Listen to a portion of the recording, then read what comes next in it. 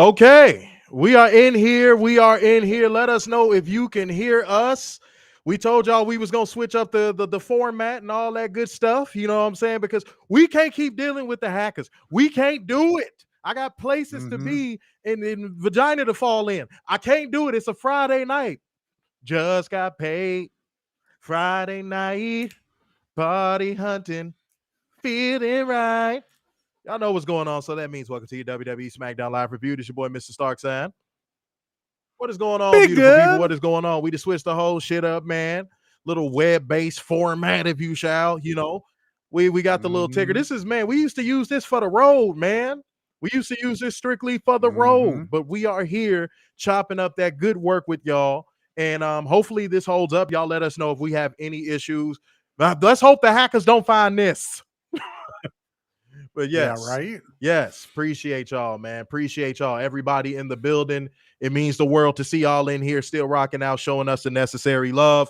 And man, we got a lot to talk about yet and still, man. I was talking about some dope stuff coming up, how important your financial lubricant is to CovalentTV, because man, y'all gonna want to be in Winston-Salem. I saw some people saying, what's so special about Winston-Salem? Ain't nothing there. This, that, and the third. I thought the same thing.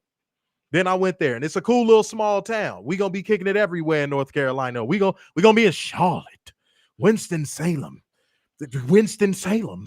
We're going to be places. Don't matter.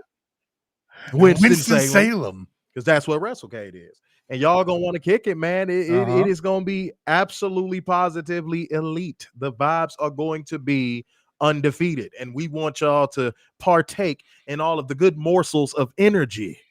All right. Now. Hey. We didn't forget. We gotta slow it down. We gotta get back to our format. Again, let us know if we run into any issues. Talk to us. You know what I'm saying? Have a conversation with us. Let us know. Don't just let us be looking stupid. Talk to us. Huh? Because guys, we're gonna bring you beautiful people to news. I don't know if this is gonna work. Let me know if y'all hear this. Hold one special. Oh, wait, hold on. I'm gonna try it again. Hold on. Hold one special. Oh, it don't want to do it. Hold on, let me see. Hold on. Oh, I might have to reset this motherfucker. Dumbass accountable. And bring you facts, data, and statistics as we go, because that is just what we do here. So let's not delay y'all any further, man. Let's go ahead and get into 10 news. Let go.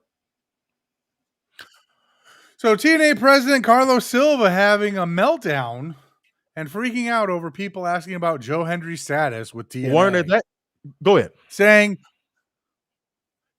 he's still in TNA until he's not, but he's definitely still in TNA. Warner, I swear to God, that has to be the most delusional motherfucker in pro wrestling right now. Carlos Silva has to be the most delusional pea-brained motherfucker in professional wrestling right now. If that means, it shouts out to Ross. If that means we don't get no more interviews, we don't get no more tickets to TNA, so be it. Your boss is a fucking idiot. Your boss is a goddamn idiot. Hold on, let me try this again. Did y'all hear that? Did y'all hear it? Did y'all hear the dumbass? I want to make sure. Not Carlos Silva. Did y'all hear the actual dumbass? All right. Talk to me. I need to know. Okay. I actually said he heard it. Ooh, he thinks he's so fucking special because he spelled 2 words properly in a row. Nobody cares, Warner. Nobody cares. All right, let me take it off the screen. No, I'm gonna put it back. I don't know. I like the way it looked like that. You know what I'm saying? All right. Now we know that we ran into some issues. So if people don't want to, come back, that's fine. And we might have to do this until that other platform can sort their shit out with the hackers. We might just have to do it just like this. People saying I didn't hear it. Oh, wait. Hold on. Let me see. Did y'all hear this? Hold on. Wait.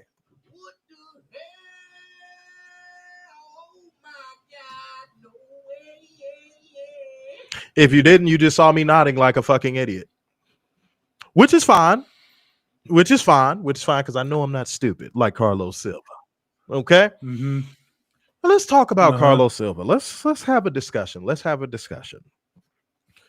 Carlos Silva is the guy that has been told Hey, I'm going to take you to Toys R Us. I'm going to buy you this toy that you have wanted since last Christmas. And then we are going to buy you a Game Boy Color. We going to buy you every toy in the store, Carlos. And you know what Carlos did when his parents told him that? He said, "Wow, really? That's crazy." He didn't ask, "Mom, how are you going to buy the whole store? Dad, how are you going to buy this Game Boy Color? You both lost your jobs." Carlos, if you were any more naive, I'm convinced someone could lure you into a white van with a piece of raisin bread. If you were any more naive, homie, like, huh? Huh? Come, Carlos. Don't you see what is happening, sir? They're treating you like the little biatch that you are, sir. They're doing it right in front of your face.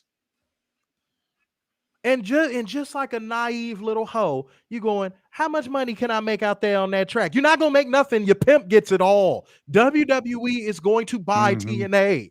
You are slipping. You have lost most of your top talent. And you're going to lose Joe Hendry, even though Joe Hendry is a meme wrestler that is like 55 years past his expiration date.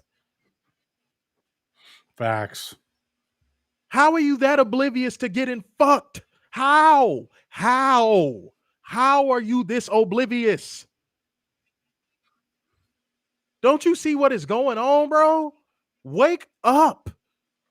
Oh my God. You know what? Let me highlight some early financial lubricant. Adrian Carpenter came through with the 10 Schmack rule, said WWE is using TNA as a crash dummy because they don't have the courage to use a main roster program against Dynamite, so let's get TNA. Okay. So we addressed how that's going to fail. We've spent all year since the partnership addressing how that's going to fail. That we all know how that is going to work out, ladies and gentlemen.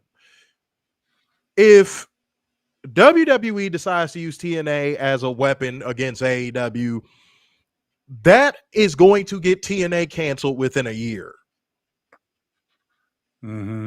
I don't even think I think TNA would do just over 100,000 against AEW. I'm just keeping it a buck. I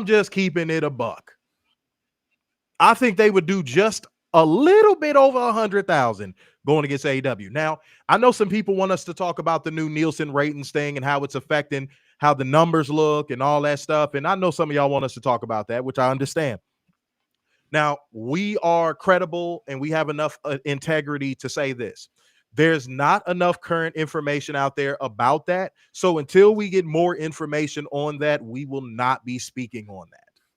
So don't ask us because I want to get more information on it before we talk about it. But already, ladies and gentlemen, all fucking ready. You see the WWE compromised media using the new Nielsen metric system as a fucking shot at AEW because their rating just came out. You already see it. You already fucking see it. When WWE pulled in a shitty number, crickets, cricket wireless. Yeah.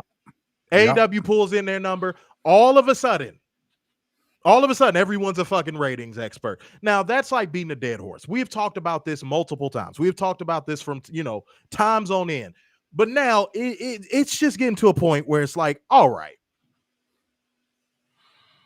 fuck calling him out. Fuck all that stuff for 1 second. When do y'all look in the mirror? All of you reporters, when do y'all look in the mirror and go, am I getting the return on investment? Like by kissing WWE's ass and laying on their balls at night as a pillow, am I getting a return on my investment? No, you're not. So it makes zero sense to run out there and go, oh, look at how bad AEW's number was with the new Nielsen ratings and all that. But you didn't have none of that smoke for WWE. Now, if it comes out that it didn't get released until this week, okay, cool. I'll come on here and admit I was wrong. But until that is announced, the energy was not met the same. It just wasn't. And y'all all saw it. Y'all have been scrolling social media. I think that's a joke. But to spin the block back on TNA and Carlos Silva, you're going to die. You're going to die. You're letting WWE hold a gun to the head of your promotion, and you're begging them to pull the trigger because as long as it's WWE, it's a beautiful death. Carlos, wake up, dude. I almost rather you wake up and smell the toast, so at least you know you having a stroke. Something. Damn. Dude, show some nuts, homie. Because you want to know how the talent is probably looking at him. Now, this is speculation corner. I don't have any inside info on this. You want to know how I know the talent is probably looking at him, allegedly? They're probably looking at him like, dude, when is he going to stand up for us? When is he going to stand up for TNA?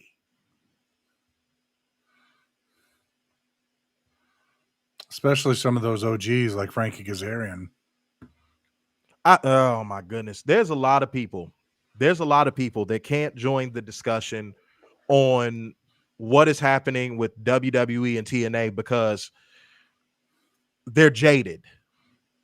Like Frankie Kazarian is jaded. Like everything that happened in AEW, you could tell Frankie Kazarian is very jaded. Mm-hmm. And shout out to Scorpio Sky. He's a great guy. All those SCU guys are cool.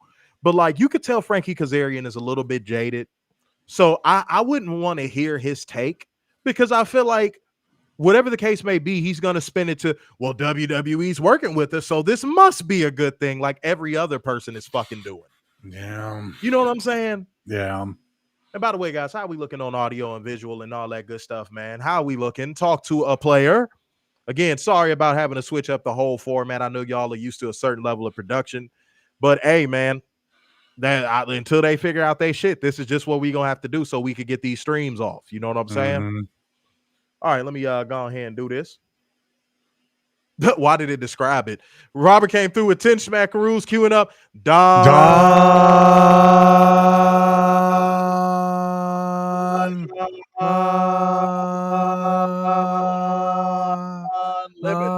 Lemon with the maracas. You know what I'm saying? We got the description. It feel like I'm doing CSI. Don Lemon died on the scene with maracas in his hand. That's all that matters. That's all that matters. That's all y'all need to know. Don't question what's real. You know what I'm saying? Let me know if y'all hear this. Let me know if y'all hear it. Hell yeah. Werner heard it. Want to make sure y'all heard it. Mm-hmm. Mm-hmm. Yeah. Yes. Coochie. Adrian Carpenter came through with 5 smackaroos of financial lubricant. You know what I'm saying? We appreciate that. Thank you. And again, if you want to join the conversation, I might have to. Werner, can you go to YouTube and see who's on leaderboard, gang? I can. That is going to be your job. Okay. You have a jizob. Okay. Adrian Carpenter's in first with 825. Hey. Robert's in second with 575. And there is a 3-way tie for third between Pete Rock's Facebook and Pen Mike. Hey, there we go. God damn it. Bang. There we go. That's what I'm talking about. Saying that people saying they dig the new layout. Well, here's the thing. This is going to be a temporary little thing until the other platform can figure out how to fix their hacker and bug issue. Mm-hmm. All right. So for the temporary time being, we're going to go ahead and stick with this, man, so we could get these streams off all of the beautiful people of CovalentTV. All right. Said soundbite aside, clear. What's the problem with the soundbite? Is it low or is it y'all don't hear it? It sounds a little low. Okay. Well, I'll figure that out. I think that's an easy fix. I know what to do with that. That's no problem. All right. Hold on 1 second. Matter of fact, let me see if I could do that in real time. Hold on. No, we going good. I'm not going to do that. I'm not going to do that. Hell no. No, I'm not finna test fate like that. No, siree, Bob. All right, let me try and get Twitter started up. Let me see if I can get Twitter in the building, man. Let's see if we get Twitter in the building, man. Let's see if we real quick. I want to go back to your point about the compromised media and how they're not getting anything from WWE. Mm-hmm.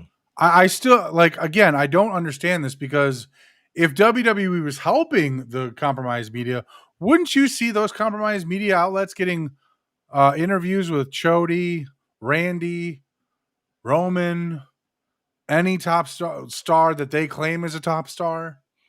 Now, hold on. I hate to switch so fast. I really do. And real quick, here's why I hate to switch so fast on this.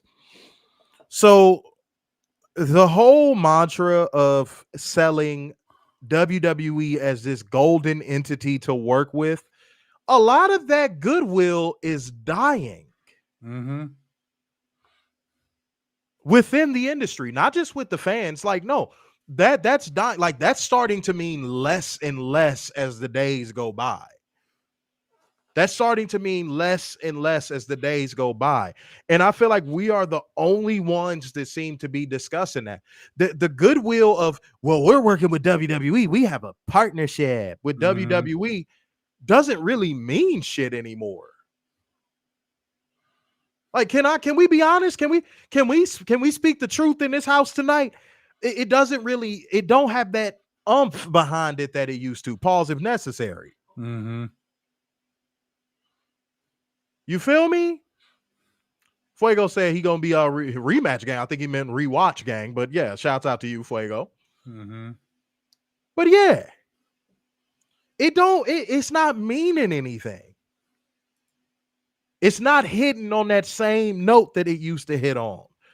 You know, Mariah Carey can't hit that whistle note the way she used to, but she could still do it. But does it sound like how it did when she was making Always Be My Baby? No. Now, some people might say, why? If you have not been observing everything WWE has been doing, why the fuck are you asking the question why? That's why. Look at everything WWE has been doing to make their brand mean less. Look at how they've treated wrestlers and look at the pushes or lack thereof they have given wrestlers. And just that you could just go past 3 years. You could just go past 3 years. I'm not hearing those same whispers. Now, this is insider information. I'm not hearing those same whispers of, oh man, WWE is the place to be right now. Oh yeah. Oh, it's going to be so good. Oh my God. Everything is so good in WWE right now. I'm not hearing those same whispers of WWE is the end all be all anymore. So now it feels very performative to watch people go, WWE is the place to be. WWE elevates talent and they're the best for everyone and everything forever and never and never. No.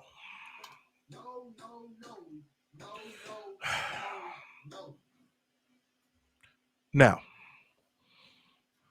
if we're going to have a respectful conversation about where we see the pro wrestling landscape going, I need everybody to drop a fire emoji, show your engagement in the stream, man. Show the necessary love. Before we even get into anything else at all, show us that you are in the building and we will chop up this good game pronto tanto. I need to know that y'all are rocking with us tough before I do anything else.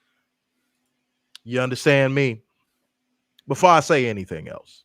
Because these are conversations that people would put behind a paywall select. Yeah. And we about to get y'all this conversation for the free.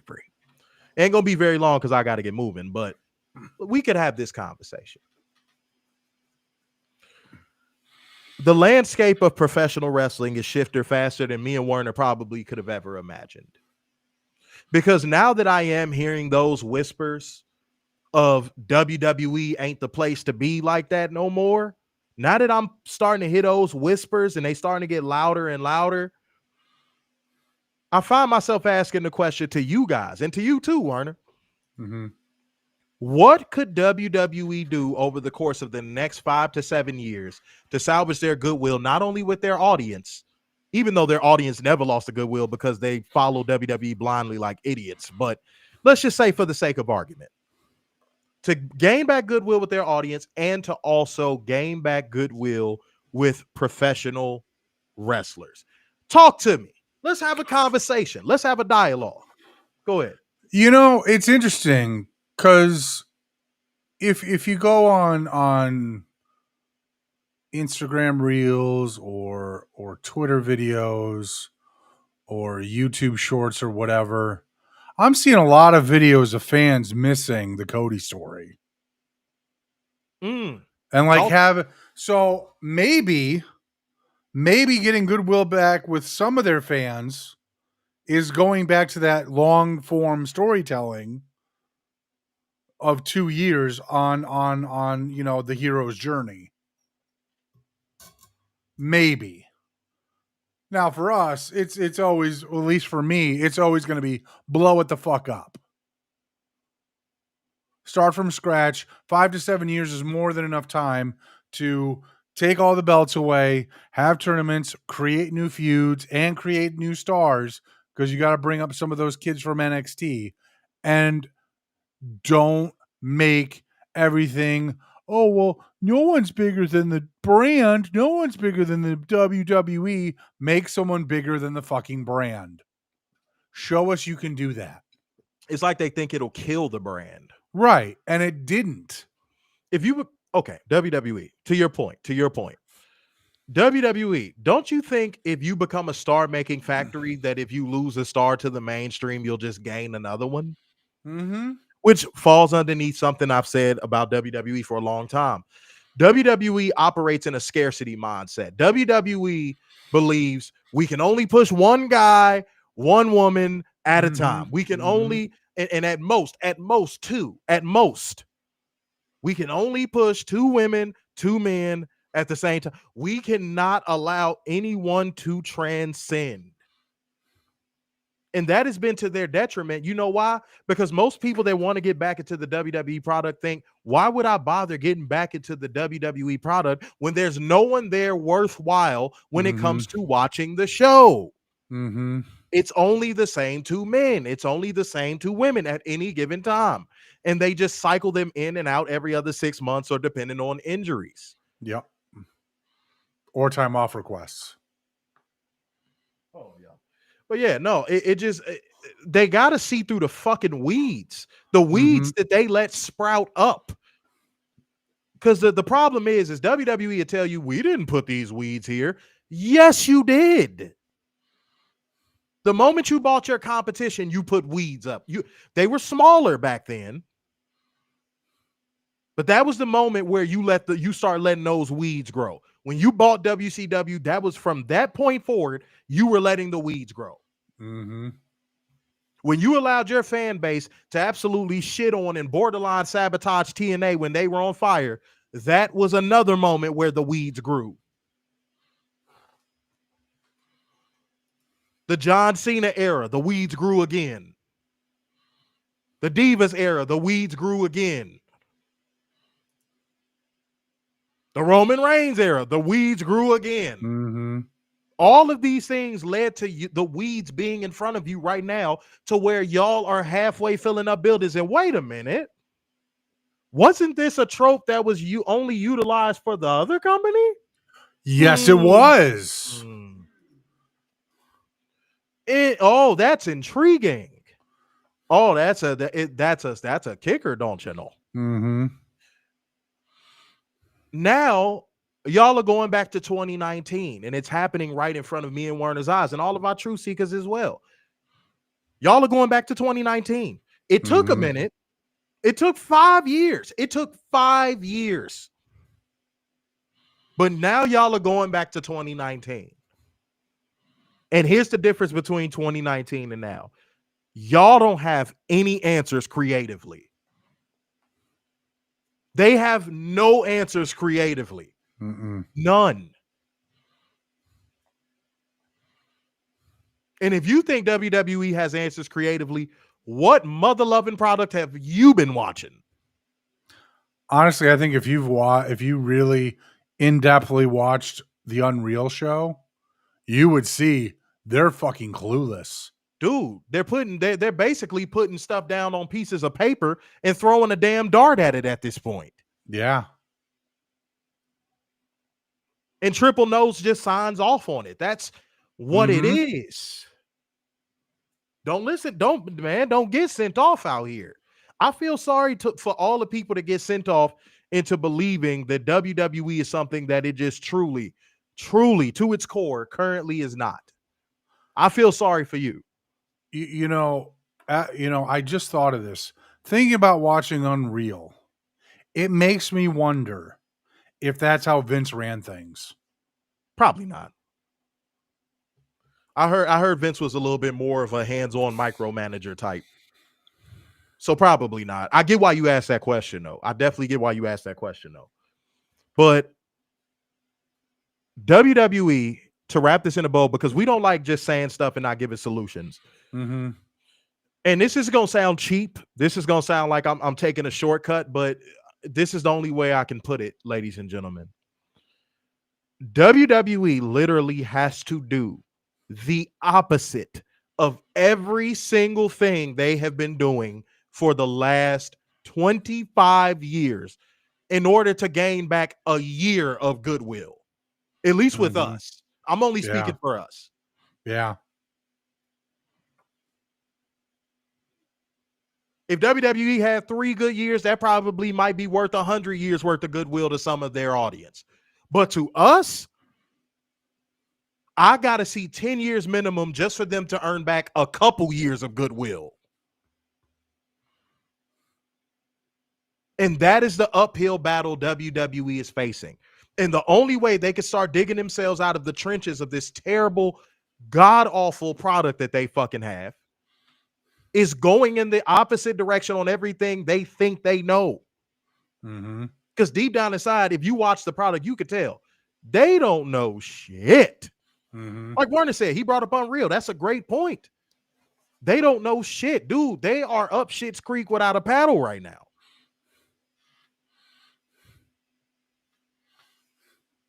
Respectfully. And I'm going to say the same thing I always say, because I know there's people that's tired of hearing these talking points. I know.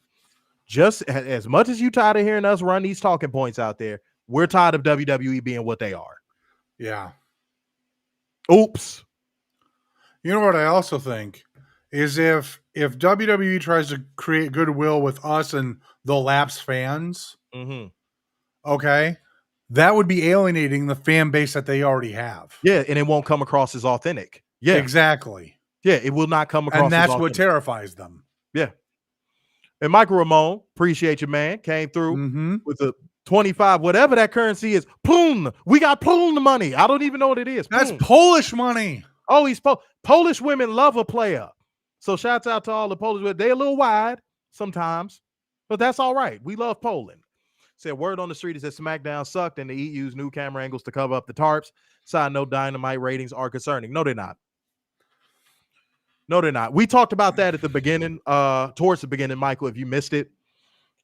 Until we have more information on how that metric is rated, it's not.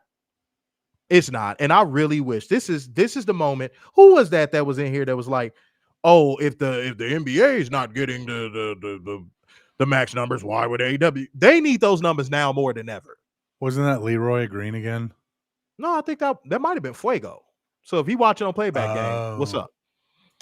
But yeah, he corrected himself, so I'm not beating down on him. Yeah. But that is why that analytics, those analytics are so important right now. That was exactly why I said those analytics are important. Because it was only a matter of time before they started changing how these things are measured.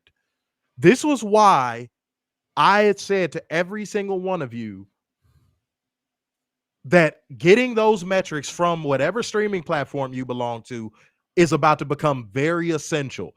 Because if you have a hybrid product, meaning you have a TV product and you have a streaming product and it's live at the same time, you need to get those numbers from both sides. Because otherwise, with the changes that this Nielsen thing is having from what I've seen thus far, it's going to make it look like professional wrestling is dying. And it gives WWE a lifeline. You know why? Because guess what? Their audience is going to trot out there as a fucking excuse for every single bad rating from here on out, Werner. What's going to be the excuse? Go. There's only WWE. That wasn't where I was going with it, but he tried. He tried, ladies and gentlemen. He tried. God damn it. God damn it.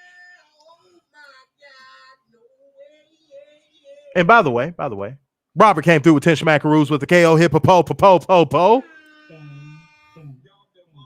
Appreciate you, man. Keep it coming. Financial lubricant is essential.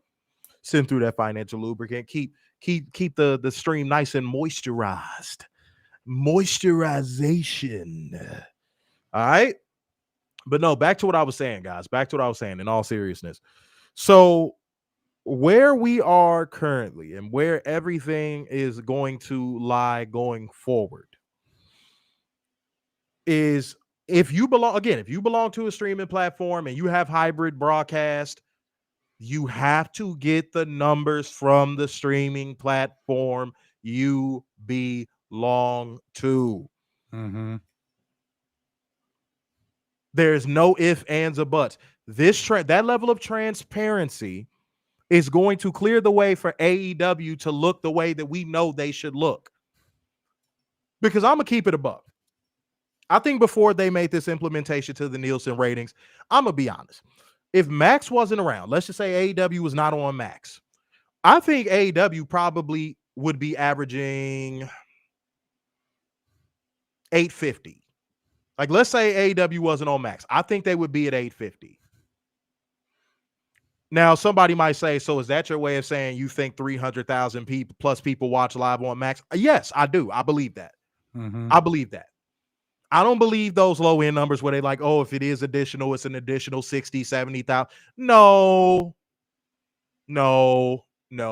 There's been too many breadcrumbs out there that basically disproves that. Like even Tony Khan was like, no, the number I heard is way higher than that. Like Tony Khan has indicated that number is higher. So if the owner of the company has seen maybe some advanced metrics that show how much they're getting on the streams, you probably might need to believe them. Now, WWE, this is going to do what is called the great cover-up. This is where I was going with it, Warner. So when WWE gets a bad rating, that you know what Dave Meltzer does anytime AEW gets a bad rating, where he's like, they were going up against this, that, and the third, right? Yeah. And he does it for WWE too, but he has to do it for AEW. Yeah. Because if not, here comes the drones, right? Right. Now, here's what's going to happen. This is going to be the new thing. But the new Nielsen implementation, though, that's why the rating was so low. The new Nielsen implementation to the stats, that's why it was so low. It has nothing to do with anything else. It's just because of Nielsen. That's going to be the new narrative. Mm-hmm. I'm telling y'all right now. Nielsen just gave the WWE and their audience a fresh, brand new, crispy bag of excuses. And they gonna pluck every single one of them hoes out that motherfucking bag whenever WWE gets a shitty rating from here on out. See, but here's the catch. Here's the kicker. Can't do that with Netflix. Mm-mm. They can only do it with SmackDown and NXT. Which, by the way, NXT's rating that they got, to me, is more indicative of what I think their ratings actually should be. I think they should be lower. That show sucks. That show is awful.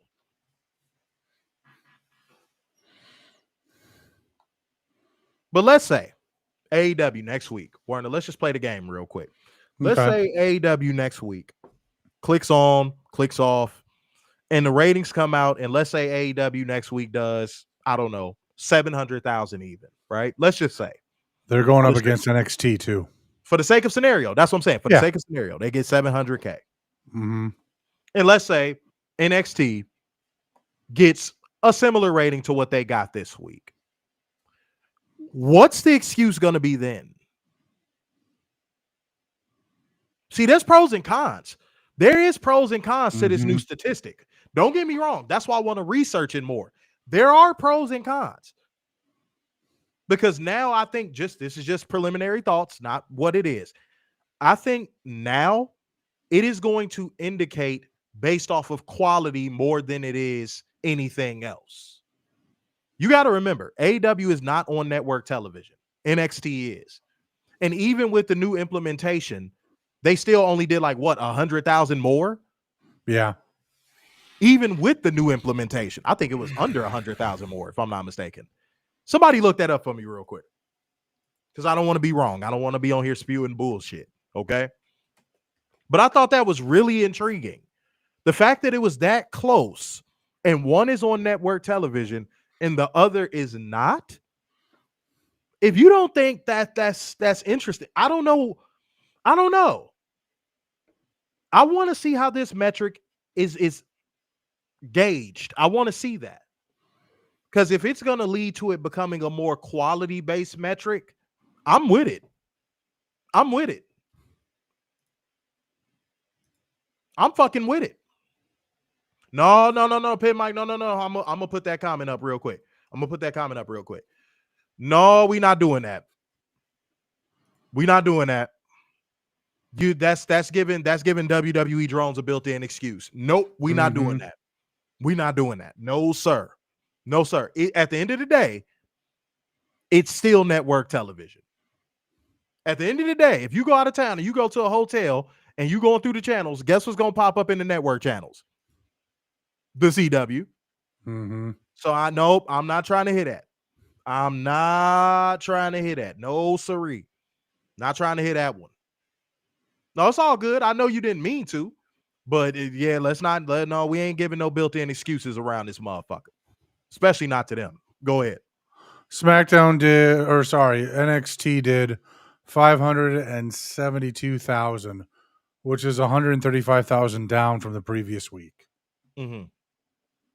And they did a 0.10 in the all-important 18 to 49 demographic. All right, now go ahead and do AEW. Go ahead and do AEW. By the way, while you're doing that, you pulling that up. Shots out to Adrian Carpenter coming through with the 5 smackaroos of that financial lubricant. Said, I'm so tired of talking about ratings. I'm sick of this. It turns me off with wrestling. Well, Adrian, you got to understand that we have to talk about it, because if we don't, how do I say this? If we don't construct a proper discourse and narrative surrounding this, people are going to run with a lot of misinformation. I hope you understand that.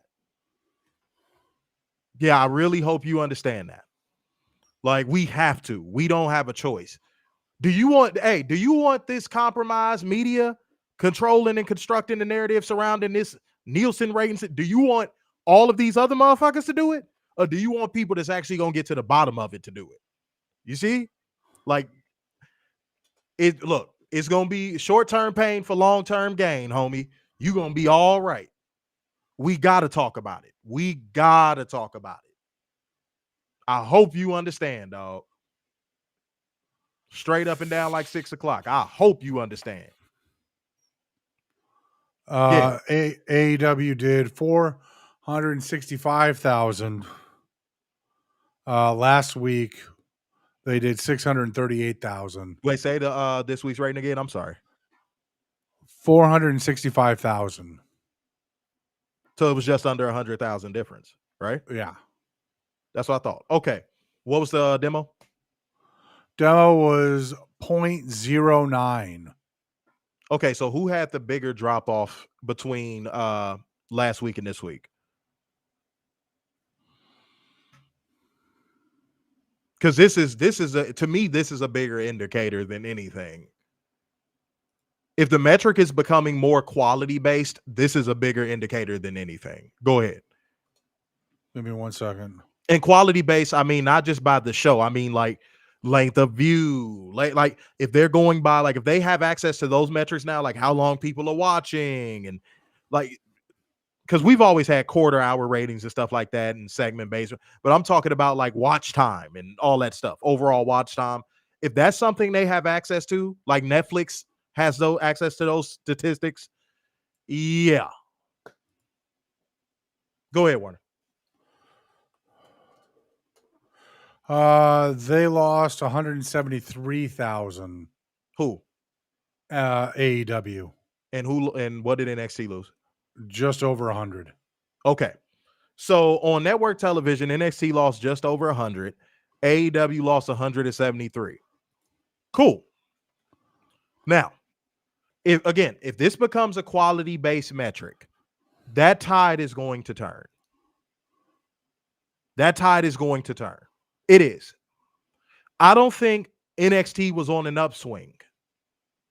I don't think, not the way AEW has been putting out shows. If anything, that rating that AEW got feels upside down because of how good the show was. I've seen a lot of people saying that today, Warner. I've actually seen a lot of people saying that today. That AEW rating doesn't even feel right because of how good the show was. Actually, the difference between losses is 38,000.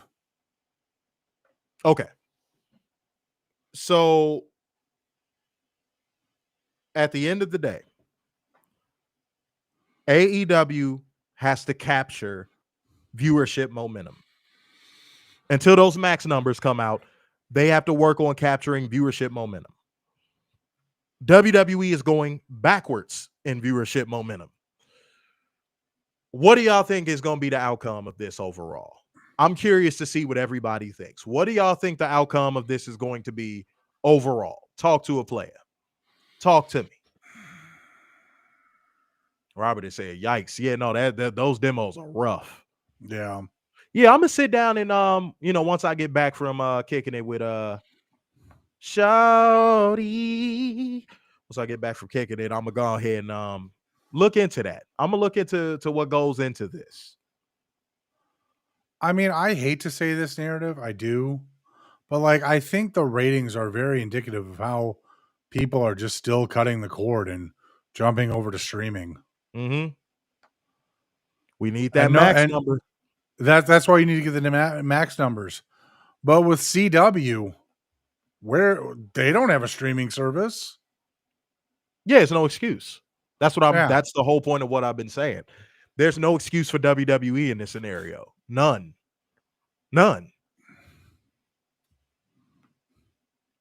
You should be beating AEW, even with the new metrics. You should be beating AEW by way more than that. Mm-hmm. Especially being on network television, you should be beating them by way more than that. That's just, I don't know, man. I don't know. Because you got to handicap the number a little bit. Like, you got to slice 100,000 off of it just on the basis that, again, NXT is on network television, whereas AEW is not. You have to handicap it. You have to. And if you slice 100,000 off of every NXT show, them ratings between NXT and AEW ain't that far apart, if far at all. You got to handicap it. You got to give 100,000 handicap just on that one basis alone. So we'll see what happens going forward. And again, we will come back probably on Monday with more information on it, because I don't know how long it's going to take us to really look into this. Warner's more into that type of stuff than I am. So yeah, I'll be looking at that this weekend at some point. Yeah, you know to send me articles on that, because I'm gonna look into it a little bit too. So yeah, we're gonna come back Monday with all the information on that, and we're gonna chop up some game on that, and I hope y'all are looking forward to that. And we're gonna be running it on this format that we got right now until that other platform fixes their shit. Yes. Okay. 444 talks. I believe the CW does have a streaming service. Yeah, they got the app. But does NXT stream on the app? That'd be news to me. Yeah, that would be news to me. So, hey, holla at a player, because if that's the case, that'd be news to me. Missed your NXT fix? Watch it the next day on the CW app. We don't have episodes of Supergirl, but we got NXT. Oh. Yeah, shouts out to you. Robert says they should be way higher for going against the developmental system. Hey, man, it is what it is. It is what it is. Shouts out to you, man. Like gang, comment gang, share gang, financial lubricant gang. Guys, it is time to transition to the portion of the show that you know, you love and appreciate, but also it makes you want to go see your doctor to make sure you are not going insane. Guys, if y'all know a portion of the show is coming up, go ahead and drop that bang, thang, thang in the comment section. But even if you decide you're not going to because you hate us, but you love the CW, I'm going to tell your CW loving ass anyway. It's time for us to hold one special accountable. It is time for drone accountability. Let go. This is from Twitter. Twitter. All right. You know, we haven't had one of these in a while, but I got a twofer. Twitter. For context, there's a video going around of Meltzer and crying Brian Alvarez complaining about next week's Dynamite, saying that there's only one title match announced for Title Tuesday. To which Alvarez was, to which Meltzer was like, they're going to have a weak show. They know they're going to have a weak show because they're going up against the showdown, invasion, whatever you want to call it. To which Brandon the Heel said, you know things are bad when even Meltzer and Alvarez are shitting on AEW. But wait, there's more. The top comment was Meltzer said what? And says, and I quote, this is just Dave firing a warning shot at Tony Khan. He actually added Tony Khan for disobeying him. Will Tony capitulate or will Tony give Meltzer a boot in the gut? Only time will tell.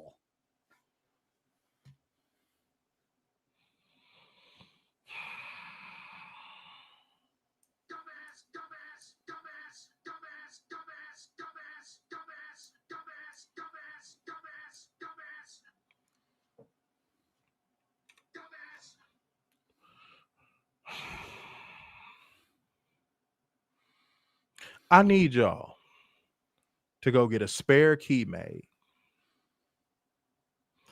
Lock yourself outside the house.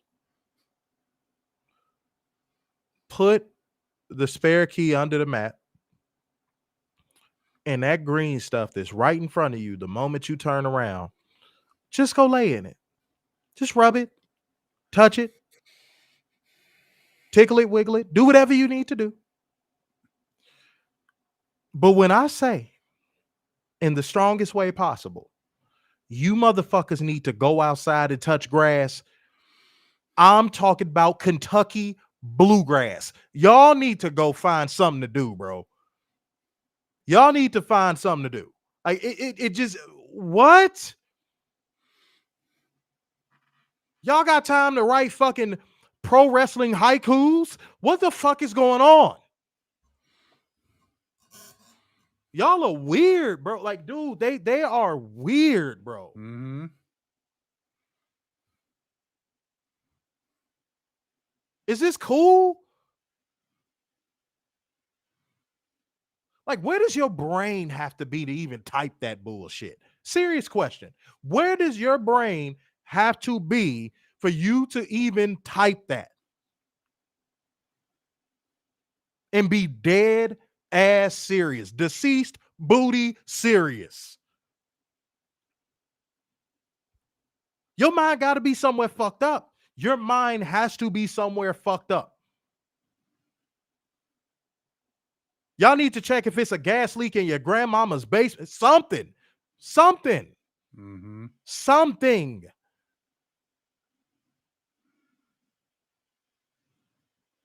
I remember, Warner might not remember this. I remember there was this one guy on Facebook on our first original page before it got taken down, who on every single post that we made about a WWE wrestler, but typically when it was like a post about a women's wrestler, this dude would come under the post. I forgot his name, but he would come under every post. Warner, do you remember this dude? Y'all, he would write graphic novels. Like, I'm talking about 8 paragraphs worth of shit. Oh, I don't remember the name, but I remember who you're talking about. Warner, every Yeah. post. It was like fan fiction to the worst level. I swear to God, I'm gonna be honest. He was one of the many inspirations behind Drone Accountability. I think he was one of my first 10 Drone Accountabilities. I know that for sure. He was definitely one of my first 10 Drone Accountabilities. I know that for sure.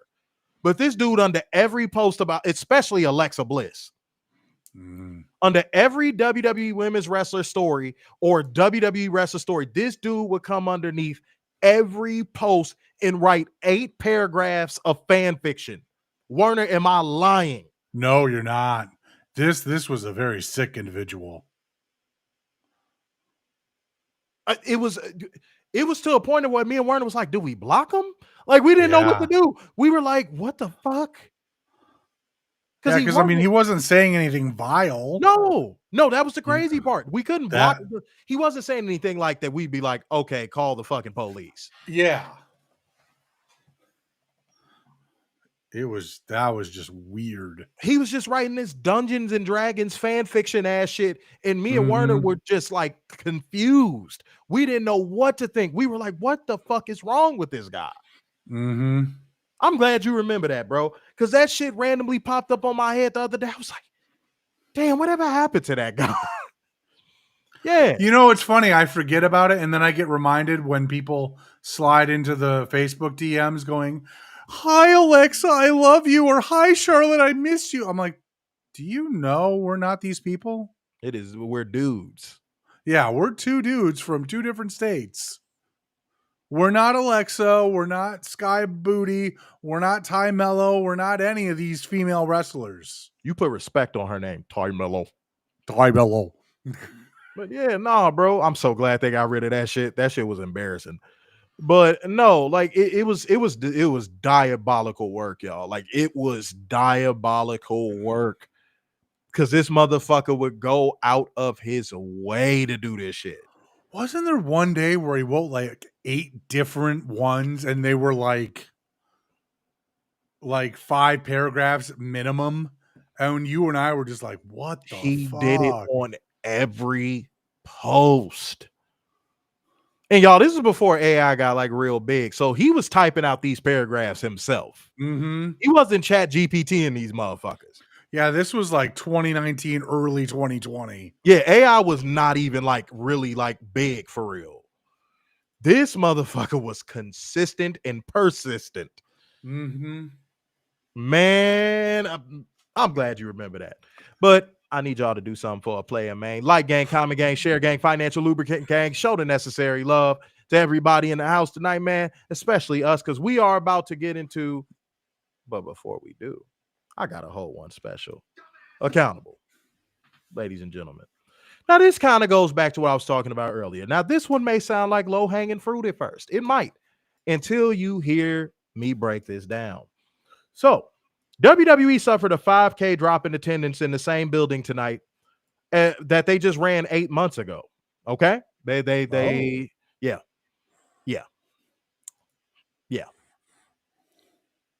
This goes back to what I was talking to y'all about. Just stay with me. Where I was saying to everybody that like there's always a built-in excuse for WWE. Now, when I break down the psychology, because I know that's what makes this important, this drone accountability important. And I know this is a big YouTuber. So if there's somebody that watches him or, you know, all that stuff, and y'all gonna snitch and be like, oh, they said this about you, I stand on it. Because this level of cognitive dissonance needs to stop when it comes to WWE. It just needs to stop, okay? But Wrestling Days would have this to say about the drop in attendance as of recent with WWE. Really interesting. Everything seems to be pointing towards this being a cool period for WWE, but doesn't mean it can't heat up again soon, though. No big deal.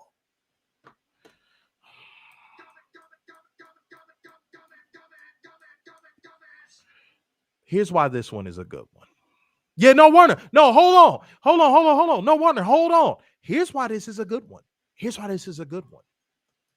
Do you know how much cognitive dissonance you have to exercise to acknowledge that WWE is currently on a downswing, but then to turn around and say it's no big deal because they can go right back to being on an upswing? That's like saying you could be, hold on. That's like saying you could be right side up and upside down at the same time. Yeah, Warner, let that sink in. Let it. I knew you was gonna make that face. It sounds very low-hanging fruit when you first hear it. But when you break it down, you like, wait, what? How can Okay, let me give one more analogy. How can you be on the right side and the wrong side of history? You're not. You can only be can't on be one. both. Yeah, you cannot be both. I hate this both ass mentality that modern men have. I hate it. I gave a scenario about 2 weeks ago where I said, if it's two bad bitches standing in front of you and they say you got to pick one of them, these are girls of your dreams. And they say you cannot pick both. You have to pick one of us. A lot of men would spontaneously combust these days. Because Yeah. and you wonder why your woman is cheating on you, bro. You can't make a fucking decision. You can't take the lead. You can't pick. And y'all always hear me say on this show, pick a struggle, pick a struggle, pick a struggle, pick a struggle. Fellas, you got to pick your struggles the same way how you pick your wins. You can't have it both ways.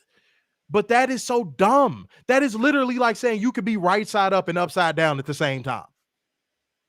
Now, one of his followers might say, oh, you're looking at it in a very, very over the top way. It's not even like that. You're looking at it in a very over the top way. No, I'm not. I'm looking at it like a regular fucking logical man. Yes. If you want to look, you have the option. If you like two restaurants, you have the option to go to both in the same night. Now, what is the likelihood of you going to both in the same night? Let's play averages here. What is the average motherfucker? Is the average motherfucker gonna go to both restaurants, or y'all gonna get to that first restaurant and just end up ordering what you wanted to order anyway and taking your ass back home? How many times will you go grocery shopping? Do you go to two different grocery stores? I'll wait. You see how dumb that fucking sounds? Some people might do it, but you might be OCD. You might have other problems that you are not addressing. So that right side up, upside down logic that WWE drones have makes no fucking sense. And I know somebody gonna snitch and be like, they said this about you. Okay. You think I'm scared of a flimsy looking British dude sitting in a fucking chair? Come on, homie. I get up from this chair. I go outside. I have a life. I'm literally finna go to something after this.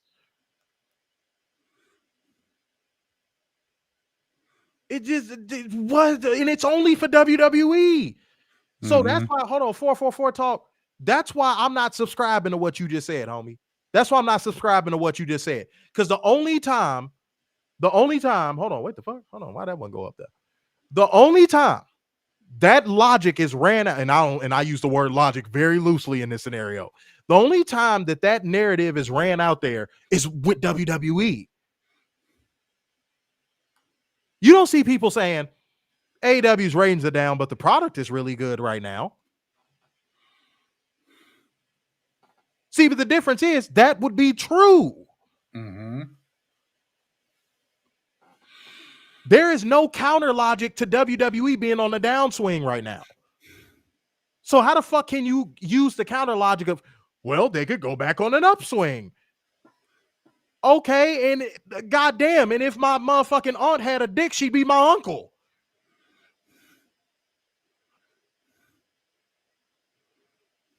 Why are we not using observable and objective truth anymore? Where did we go wrong? Dead ass. Where did we go wrong as a society? Where did we go wrong?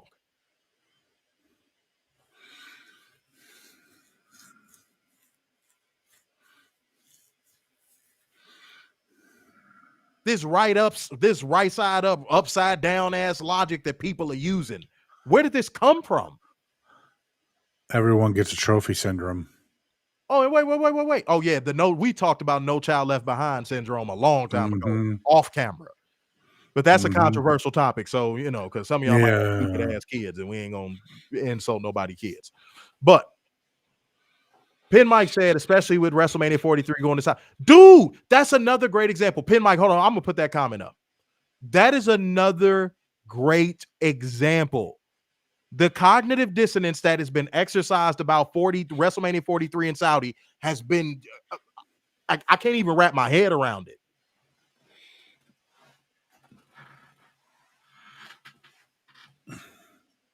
I can't even wrap my head around it. I can't. I literally saw people going, well, we got blood on our hands too, so therefore it's okay that WWE is going to Saudi, but I'm not going though. What? What? What? Huh? What type of backwards ass logic is that? Yeah. What in the name of God? What type of backwards ass logic is that? And it's only applied to WWE. Only, strictly. It's disgusting work. Nobody does this for any other promotion. Yeah, Robert Wright. Then by that logic, then how is it okay? Just say what things are. That's something that me and Werner, we talk about this off camera all the time, guys. Just say what things are. Mm-hmm. WWE is shit right now. Leave it there. Leave it there. Me and Werner grew up in a generation where if your parents told you to do something, you did what? You did it.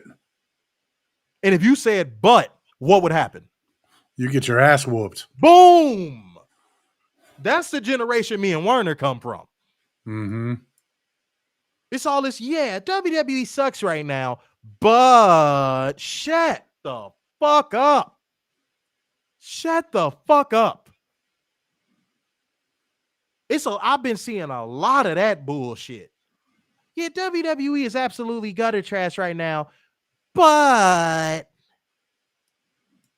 what? But what?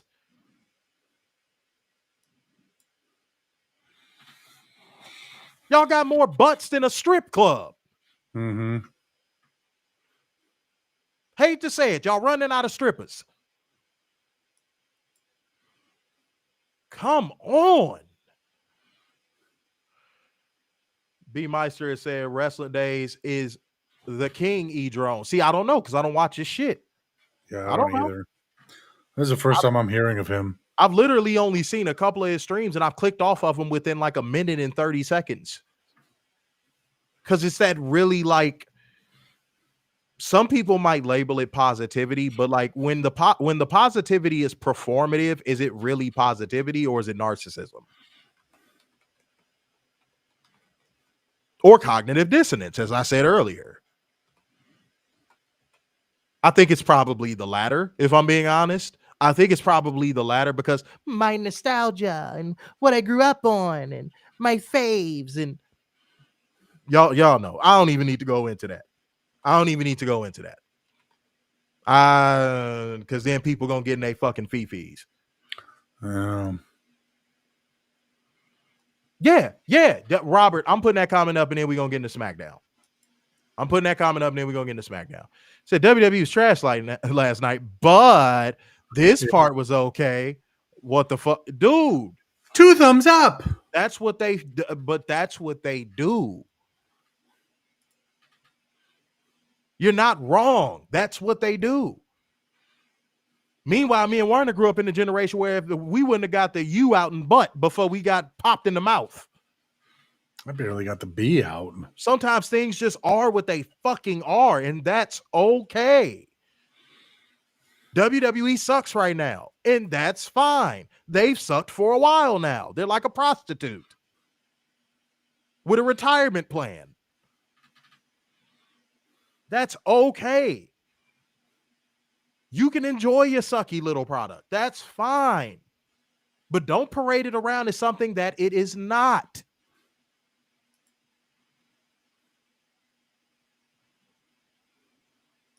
And don't tell me a downswing can be an upswing, dummy. Don't tell me a downswing can be an upswing. A downswing is a downswing and an upswing is an upswing. Fool. If they go back on an upswing, then we'll discuss an upswing. But right now, WWE is on a what? Downswing. But Werner, just as easily, they could be on an upswing, though. It's like the Peter Griffin mystery box thing. I don't know if y'all have ever seen that. YouTube that when y'all get off our stream. It's like the Peter Griffin mystery box thing, where he literally could have picked the boat, but he picked the mystery box. He was like, the mystery box could be anything. It could even be a boat. Like, that's what we doing? We doing the Peter Griffin mystery box thing? God damn it, Werner. I don't see how this turns out in the favor of what fans think. It's going to end horribly, as everything WWE does when it touches anything. Pause if necessary. Yeah, I'm pause that. But no, man, I can't take it anymore. Werner, I cannot take it, dude. I'm sick of this narrative. I'm sick of all the narratives WWE fans trot out. Because, dude, they don't have any structure. No. And whose fault is that? Their takes are flimsy, large in part because WWE doesn't produce a product worthy of defending. Mm-hmm. And that leads back to leadership of WWE. Man, we could talk about that on we gonna cook on all this shit on Monday. Yeah, we gonna cook. Has the stream been holding up good for y'all, man? Yeah. Has there been any slippity bips or anything, y'all? Talk to us in the house tonight. Man. All right. Let's get into the show that smacks us down, ladies and gentlemen. It's time to get into Smackdown. Let's fly through this shit. Michael Cho welcomes us to the show. Chody makes his entrance and gets on the mic. He asks Cincinnati, what do they want to talk about? Out comes Paul Gaiman and the LeBron Breakers. Blandy Borton pops up.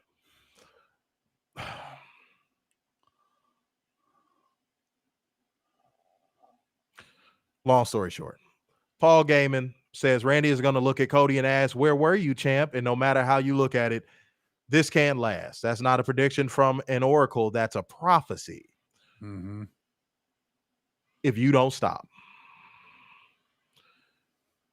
The Jizz stops Carmelo Bow Wow backstage and demands he explain himself for watching him get pinned last week. Bow Wow says he should have kicked out, and Miz is supposed to be watching his back, but he's always standing in his way.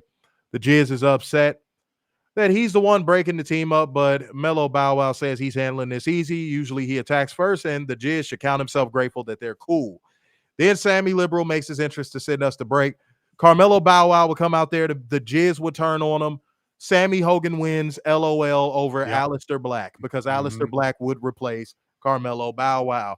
Now, I know what people are going to say. AAR Priest interfered. It wasn't a clean victory. We literally watched Sammy Liberal pin Aleister Black in the middle of the ring. 1, 2, 3. The interference was bare minimum. All he did was show up. Right. Because that dude, that's what I've been seeing people trying out there already. That one, I'm only saying that because that's what I've been seeing people tried out there already. And that's a stupid talking point. Stupid talking point. It wasn't clean. Yes, it was. Yes, it was. It was clean. He didn't attack him. He just looked at him. He just looked at him. That's all he fucking did. Man, this match should have been sponsored by Mr. Clean. Uh-huh. Y'all got to stop lying to yourselves. This goes back to that damn cognitive dissonance I was talking about a second ago. Stop lying. Lord. Instead of separating church from state, y'all separate sanity from logic. Holy fuck. Since 2005. Werner, like, please repeat it. What did AAR Priest come out there and do? He just stared at him. That's all he fucking did. Just walked out there and looked at him. No. Again, you want to know what I saw? Oh, Aleister Black only lost because of interference. That's not interference. He didn't get in the ring. He didn't push him off the top rope. He didn't do anything. He didn't physically touch him to call it interference.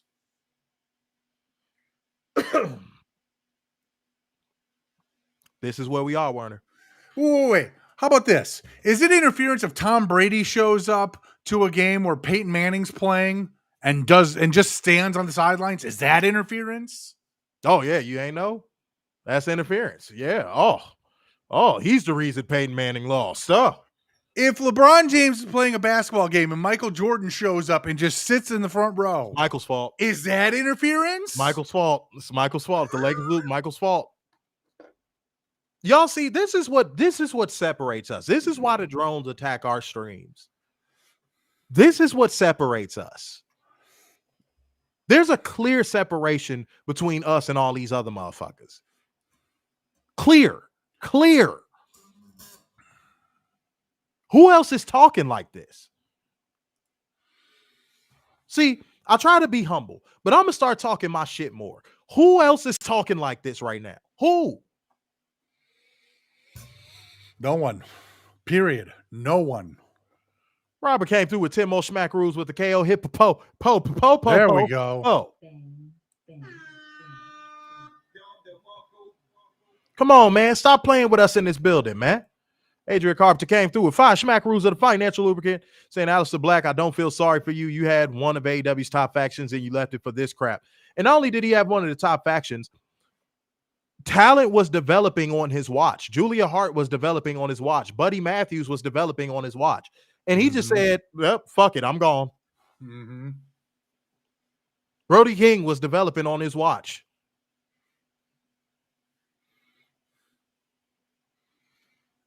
Like, how selfish can a motherfucker be? Now, he's a grown man. It's his choice. But, like, come on, dog. You had a good thing, too. And, guys, they're going to go against each other in the last man standing match to go ahead and get ahead of that one. I'm going to be real. I would not be shocked to see Aleister Black lose that. Yeah, he hasn't kissed the ring enough yet. You said what? He hasn't kissed the ring enough yet. Yeah, I'm just going to keep it a bean. I would not be shocked to see him lose that. No part of me would be shocked to see him lose that. Straight up. Said WWE fans will make an excuse for anything, and who knew staring at someone would constitute interference? Yeah, who knew? Michael, who knew?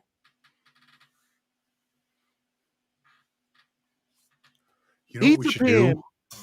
And let's actually break this down too, Werner. Look at who he ate a pin to. Let's not gloss over that little factoid right there. Look at who he ate a fucking pin to. By the way, shouts out to Matthew Shelton for the Cash App donation. I saw that come through. Appreciate you, man. But look at who he lost to. Canadian Che Guevara. So you telling me I'm supposed to take this man seriously after I just watched him lose to Sami Liberal? I'm supposed to take him seriously in a last man standing match. And he can't beat Sami Liberal. But it wasn't a clean win, so he could have won. If Damian Priest didn't show up and stare at him, he would have won. He can't beat an out of shape, homeless looking ginger. But you expect me to go into next week going, man, I wonder if he's going to beat AAR Priest.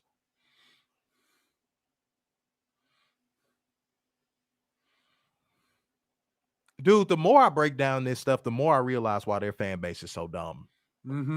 Like, this is the stuff that they're given. Like gang, comment gang, share gang. Financial lubricant gang. Show the necessary love, man. Again, dope ass shit coming up that I cannot wait to announce. It is going to be fire. You're going to want to be a part of it. You're going to want to get down to Winston-Salem once I start getting these promo graphics out. Man, fuck. WWE, Jesus Christ. We had an hour 15, guys. We done dropped off a lot of good work at y'all front doorstep, and we only had an hour 15, but I got to speed this up, though. So let's keep going, ladies and gentlemen. Oh, and by the way, Aleister Black would eat a razor's edge through the announce. That was the safest looking announce desk spot I think I've ever seen. See, there was interference. Even though it's after the death interference. It should have been a DQ. Warner, that shit looks so soft. I know it did. That shit looks so soft. You know, it looks so soft. I'm shocked. I am literally shocked it broke the table. Dog, I thought the table wasn't gonna break. Like the way his back hit and then the table just collapsed like almost an entire second later. Mm-hmm. It just, dude. All right, bro. All right, bro. All right, bro. His stare scared me. That's hilarious. That's Quan hilarious. Chi is scary. Yeah, Robert. Yeah, the table looked padded. Yeah. It looked like he landed on a fucking crash pad. Right. That's my point. Lord. All right. Chelsea Green and Alba Fire are going against goddamn however you want to say their name. I'm just gonna call them Zarya and Sol Ruka because I'm not finna.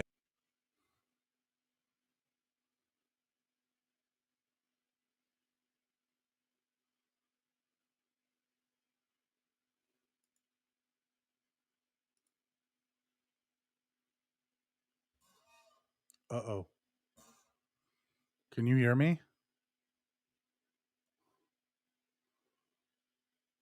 Can anyone hear me? Guys in the chat, can anyone hear me? I'm gonna give y'all this, and then we gotta go results based, Warner. We gotta go results based. Yeah, no. You just popped back in. You said what? You just popped back in. Oh, what happened? You disappeared. Oh shit. Fuck. Well, here I am. Ha. All right. I don't know what happened. Okay, look like we good now. I don't know what happened. Okay. All right. Cool. A discussion needs to be had.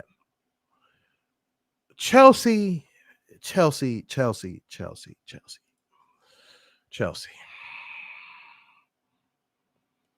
You got to take some pride in your craft, beloved. Now, I'm all about putting young talent over. I'm all about it. I'm all about putting young talent over. I am. And especially a great talent like Sol Ruka. But you got to stand up for yourself, beloved. Mm-hmm. You got to stand up for yourself. You are wasting every bit of remaining talent that you have left in your pores for a company that just genuinely and sincerely has no true creative plans for you. Now I get it.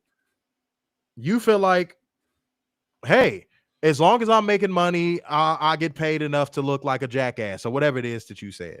Mm-hmm. But Chelsea, there's more to your career than what you're doing right now. I don't think many people would disagree with me. There's more to your career than what you are doing right now. You don't have to see it. I'm not going to force you to see something you don't see, Chelsea. Mm-hmm. I'm not going to force you to see something that you don't see. But I think all of our truth seekers, Werner, we can all agree. Chelsea, you deserve better. I ain't talking to you like the stripper, like, oh, baby, I could get you out of here. I could save you. No, this ain't no white knight shit. Chelsea, you legitimately deserve better. I think we can comfortably say that her being in WWE right now and the stuff that she's doing is hurting her legacy tenfold. Dude, she could be having a great feud with Toni Storm right now. Easily. She could be having a feud with Mercedes right now. Easily.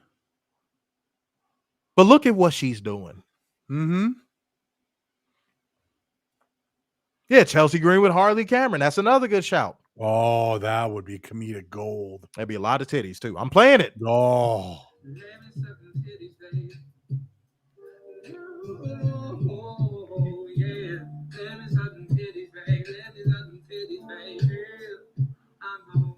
Yeah. So. But yeah, it's diabolical seeing what's going on with Chelsea, y'all. And again, if you agree, cool. If you don't agree, that's fine as well. But to me personally, it is diabolical work seeing what they're doing to Chelsea. It doesn't look good for her. Like Werner said, it doesn't look good for her legacy. It's bad. Like, it's just bad. I don't care how much they're paying you to look like a jackass. Chelsea, do you not want to go down as something bigger than what you are right now?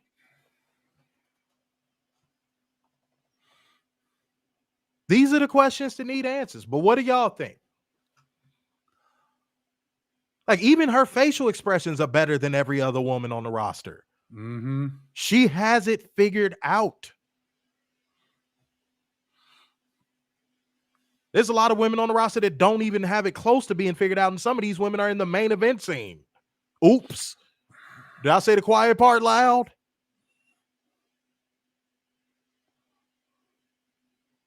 I told y'all a couple streams back. Rhea Ripley could easily be a finished product anywhere else but WWE. Rhea Ripley is not a finished product. She's not. She's over. She's over, but she's not a finished product.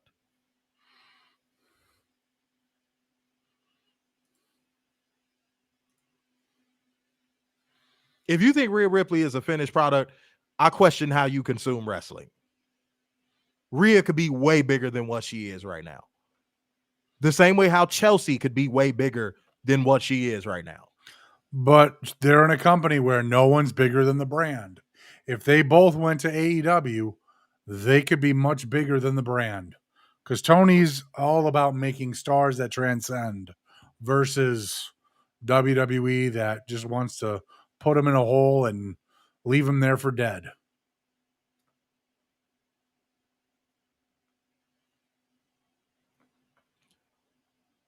Okay. Here we go with this. And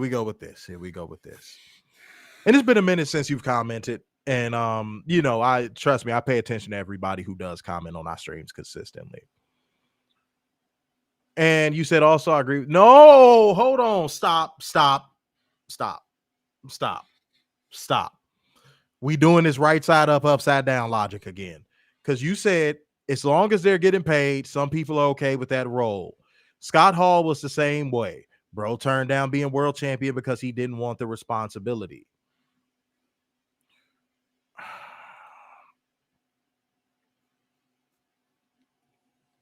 And then you said, also, I agree with you about Chelsea.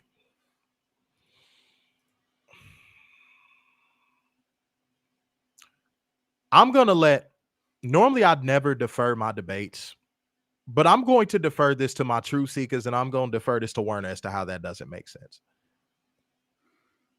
I'm going to actually defer this. I never defer my arguments, ever. But like, I want people to actually construct arguments in here as to why y'all think that doesn't make sense.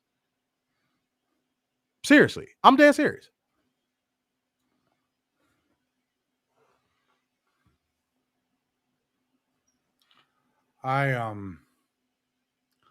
For me, it's never been about money. It's all about creative and what you're doing in the ring. Getting paid, yeah, sure, that's nice. But being creatively fulfilled, no matter what you do, doesn't matter if you're a wrestler, doesn't matter if you're a teacher, doesn't matter if you're a garbage man, a barber, whatever. Are you creatively fulfilled in your job? And with WWE, I don't know how anyone's creatively fulfilled. Matthew Shelton and Werner, that was a great argument. Matthew Shelton put it in a nutshell of why that doesn't make sense. It's the OnlyFans sex worker logic. S worker logic. I'm sorry, I forgot YouTube's algorithm is weird about that.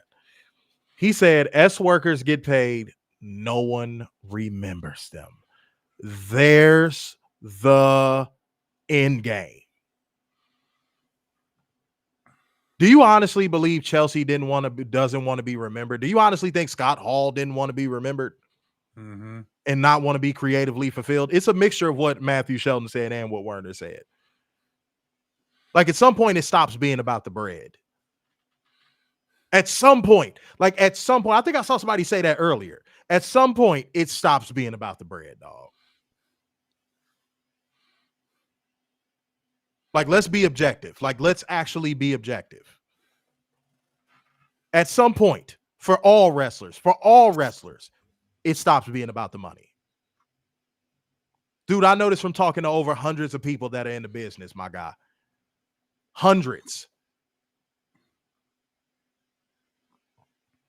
And that's just over the past 7 years of me just talking and soaking up the game. Dog, at some point, it stops being about money.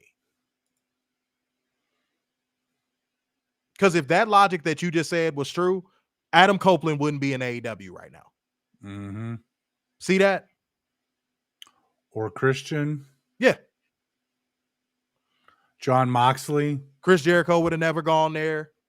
Mercedes would still be in WWE. She wouldn't have walked out. Neither would Trinity.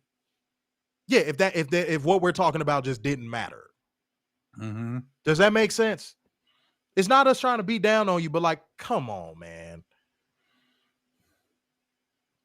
You tried to take some people are they just don't want to be the main character. You tried to take that logic. Dude, if you ask any wrestler, what is one of the biggest regrets in your career? I'm guarantee you a good portion of them would be like, not standing up for myself enough. A good portion of them will say that to you. Not all of them, but a good portion of them will tell you, I wish I would have stood up for myself more. I wish I would have stood up for my creative more. And these are people that were just as over as Scott Hall was, by the way. So if that's the next argument you're going to try to make, don't go there. These are people that were just as over as Scott Hall. With the only exception probably being during like the NWO period, because that was out of the stratosphere. We'll never see anything like that again. Mm-hmm. But like, these are people that were just as over in the business and behind the scenes as Scott Hall. That have said, I wish I would have stood up for my creative more. I wish instead of being told, don't do this character that might push me to the world title scene, I just did it anyway.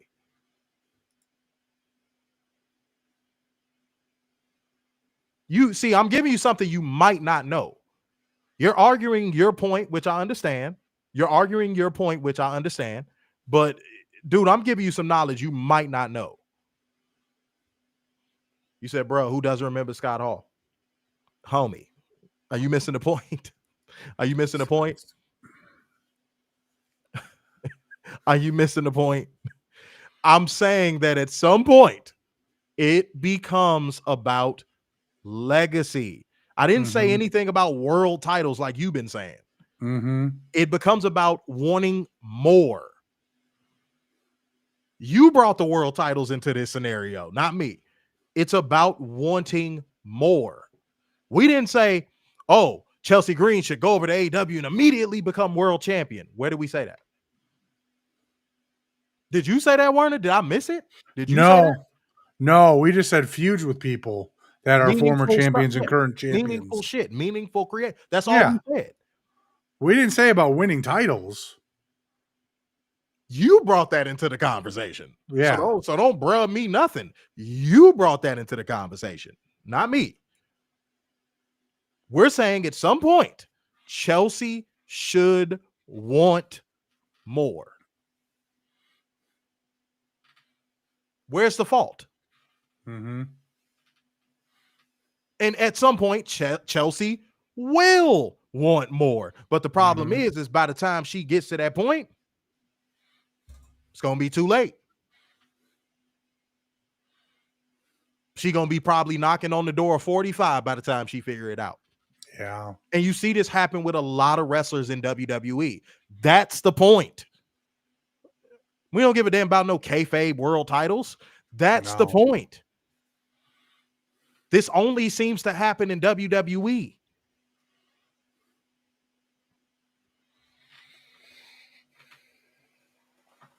Now do you get it? All right. Matthew Shell said, not win the world title because if you ain't in it for that, what are you doing? No. Matthew Shell, here's why I'm going to tell you not to say that. Because again, that's not even the point we were arguing. It was a straw man. Like, that's why I'm not even going to address that part of it any further, because that was a straw man. We ain't say shit about world titles. We talked about creative fulfillment. It's never about world titles. Like she could go buy a replica belt. Like who cares? But yeah, no. Shouts out to Adrian Yeah. Carpenter said, wait, real quick, let me read the super chat. Said, if you get good creative, get over and become a star, you will make more money than being a jackass. And Adrian Carpenter and me have had multiple debates. If Adrian Carpenter got it on the first go, and this is a person that gets very hyper fixated on his points. This is a person who gets very hyper fixated on his points. If he even understood it on the first go, come on now. Come on now. Wake up. Wake up. Wake up. I know it's late and I got to get going my damn self, but wake up. All right, let's move on. Oh, wait, Werner, you was finna make a point. My fault. Go ahead. Oh, I was just going to say, like, you know, I bet you, you know, the biggest thing I remember, like, you know, The Undertaker.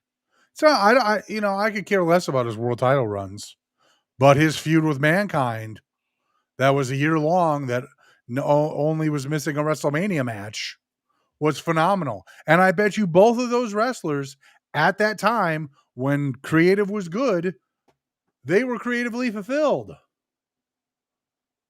But now, how could anyone in that company be creatively fulfilled outside of probably Chody and Roman and Charlotte and Becky? That's the point. That's the point. All right. And I hope you ain't run off, man. Again, it's just you got to listen to what we say the first time so that way we don't have to explain it again. You know what I'm saying? Because I think everybody else caught it. And that's okay. You know what I'm saying? Sometimes we see things differently, but like, yeah, dude, no, it don't got nothing to do with world titles. It don't got nothing to do with the Triple Crown or no shit like that. It don't got nothing to do with none of that bullshit. At some point in your career, you're going to want to be creatively fulfilled. All right, moving on. Okay. Alexa Bliss and Charlotte Flair interview backstage, and they're still not friends. Flair says Zaruka looked impressive, and Bliss underlines the comparisons between the two teams, and they agree that when Zaruka are ready to challenge them, they better be ready. And Charlotte does a woo and tries to get Alexa to do one, but she's not interested. But Kathy Kelly's fine ass did it. Yes, she did. Kathy Kelly could get it. Yes, she can. She could get it. Over and over and over again. Because it's all in my head. I think about it over and over again. Straight up.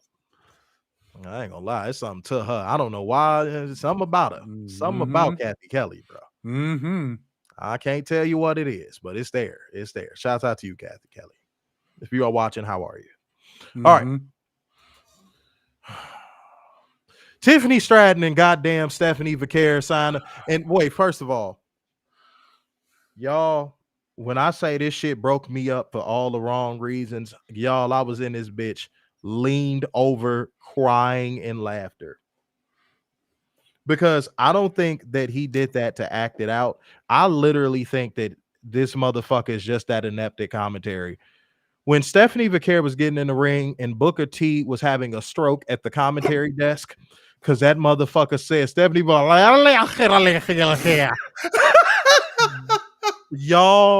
Yeah, I was dying too. When I tell y'all, I about damn near passed out on my floor. Man, Coon T is still a coon. But I tell you what, that shit had me laughing. Because I don't think he did that on purpose. You know? I don't believe he. If y'all know anything about Booker T commentary, he did not do that on purpose. No. That shit was hilarious. Not hilarious. Hilarious. I thought he was finna call her Stephanie El Pollo Loco. That, bro, that was so fucking funny to me. Yeah. I'm only not laughing right now because, bruh, if I start laughing at that, I'm not going to be able to do the rest of the stream. It took me so long to stop laughing at it. Okay? So I'm trying to spare y'all. Y'all need a review, and I'm giving it to y'all. Okay? But yeah, they signed a contract. Tiffy time, catchphrase this, catchphrase that. Yeah. Julia attacks Tiffany. It's going to be a tag match with Julia and Kiana James going against Tiffany and Stephanie Vaquer next week in Perth. I hate this. Like it's the booking is so uninspired. Like it just they come time. on. Okay. Let's go back. How are you creatively fulfilled after that? Simple as that. How are you creatively fulfilled after that segment? You asking the wrong person, homie. I don't know how, as a fan or as a wrestler that was a part of that nonsense, was creatively fulfilled. But what I want to talk about is something that's a very bad sign. A very, very bad sign. Very, very, very, very, very, very bad sign for the future.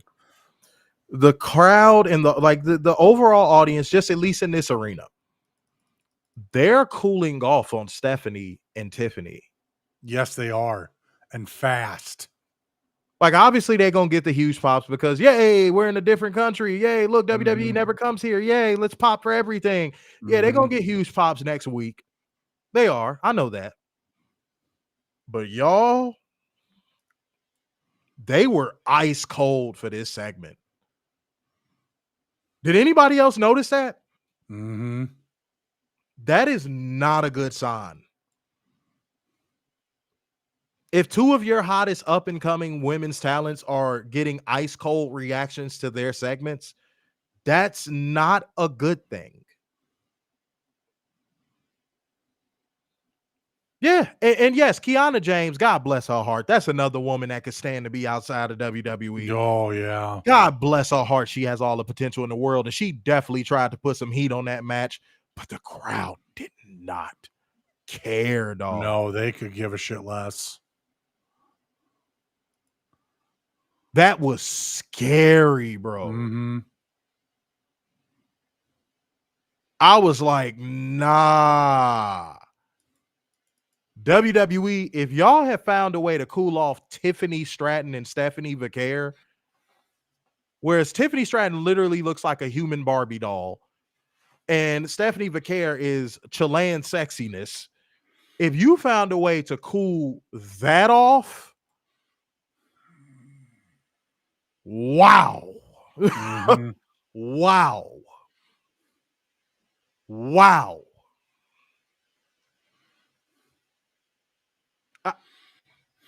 I'm just making sure everybody saw the same thing I saw. Yeah, I mean, it's nasty work what WWE's doing and allowing that. They got to fix that and quick. So when they're back in the States in 2 weeks or a week. Yo, new comment to RB. Facts. Said really not good for Stephanie because she's such a new facts. Mm-hmm. Facts. That's not good, bro. That's not good. Yeah, they like I said, they're gonna get the little foreign pops, the foreign crowd pops. Yeah. Mm-hmm. But if this continues in the States where they primarily perform, yeah. Oh, yeah, it's only a matter of time before Stephanie gets what chance. That's why they've been having her cut all her promos backstage and in pre-tapes. Yep.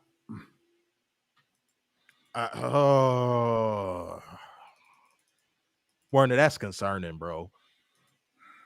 That's concerning. I feel bad for Stephanie more than I do Tiffany.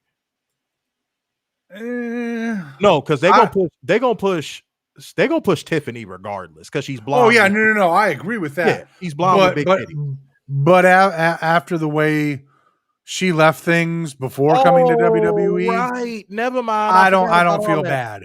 Y'all, it's late. I'm tired. I still got to go out. I had amnesia. I had a old man brain moment. I forgot all about that shit. Oh yeah, never mind. I'm gonna resend that one. No. Plus, she still goes into interviews sounding like a fucking ditz about WWE. Mm-hmm. So yeah, no, never mind. I take that back. Never mind. All right, let's keep going, man. Y'all, I'm not gonna lie to anybody watching this show right now. They had a backstage segment with Javon Evans, and he's on SmackDown now, and he's so bouncy. Y'all, I thought Kalisto came back. I said, who the fuck is dude that walked up in his lucha mask? Who was that? I'm not kidding. Warner, I'm not bullshit. Don't laugh, dog. I'm not bullshitting, bro. I'm serious. I'm not bullshitting, dog. That's funny. That I is thought so it was funny. Kalisto. I'm like, I mean, the mask is pretty similar. I'm not gonna lie, but what did it for me was funny. the height. The height. I was like, I said, wait, Kalisto came back? When? I swear to God, I thought it was Kalisto, Werner. Yeah.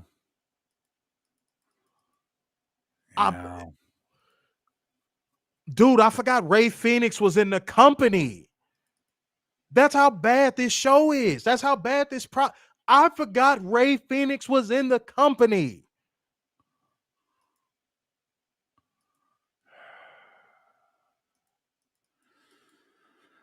Well, no, I'm not saying this for the camera.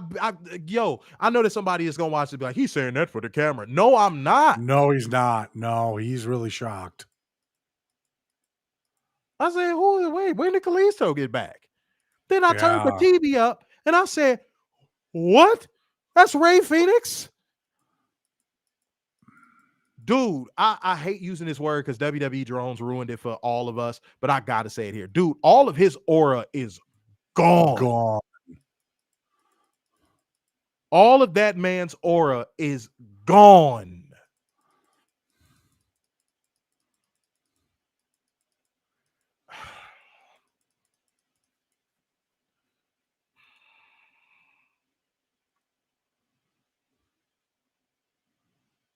Javon Evans and Ray Phoenix going against Los Garza.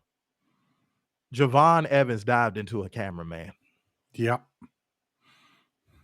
Thank God he was there to catch him. I'm Michael Cole. Javon Evans and Ray Phoenix won by pinfall with the Mexican Muscle Buster from Phoenix on Humberto Carrillo. Why does everything need to have the word Mexican in front of it when Ray and Penta do it? Coon T called Humberto Carrillo Humberto Carrillo.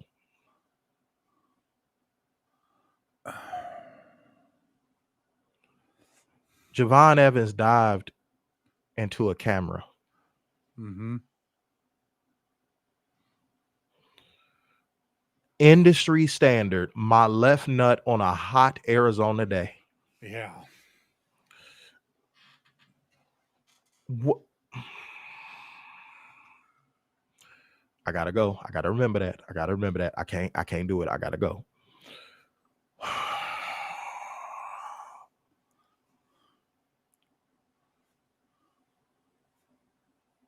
AAR Priest rolls Kit Wilson down a ramp in a wheelchair after Kit Wilson stood up. Why didn't he? Because that's what beta males do. That's his gimmick. He wants to be a fucking beta male. And WWE with their pro MAGA bullshit. No, I need logic.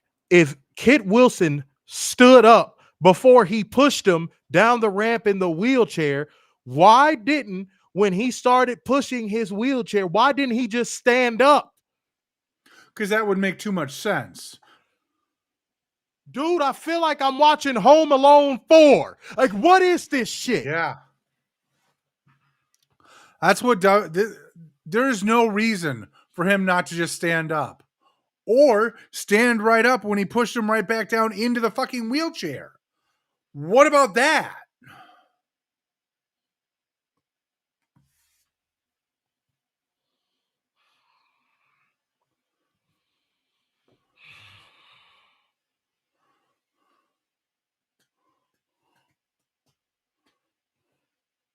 I ain't gonna lie, y'all. I almost hit in stream.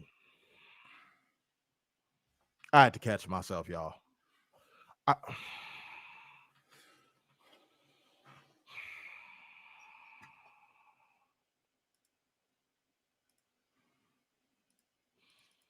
Motherfucker, Care Bears Reloaded has more edge and grit and logic than this product. That's true.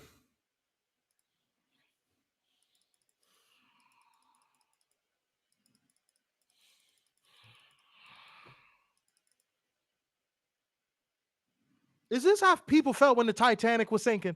Like, is this same feeling of helplessness what people felt when they was on the Titanic when that motherfucker was sinking? Probably.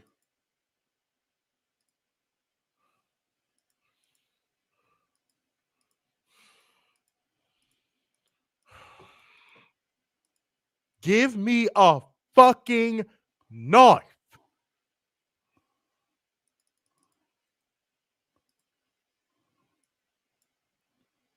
The LeBron Breakers won by pinfall with a tsunami from Bronson Reed on Blandy Borton. The Vision stands tall, but Cody slips in the ring and takes Rollin out with a crossroads. That was the show. -10, no moment. -10, no moment. Clear the air. Fuck WWE and their trash ass product. WWE needs to die. Bad. Good. What?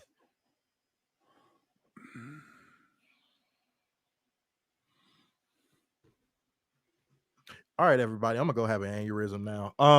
So therefore, going once, going twice, and so to the man with the braids in his ass. So sign off yet again. It's the epitome of black excellence, the king of dimes, just your boy, Mr. Starksan. The beacon of football wide, the Messiah, Sami cute sixes, and the eternal pessimist, Big Dub. Peace out, y'all.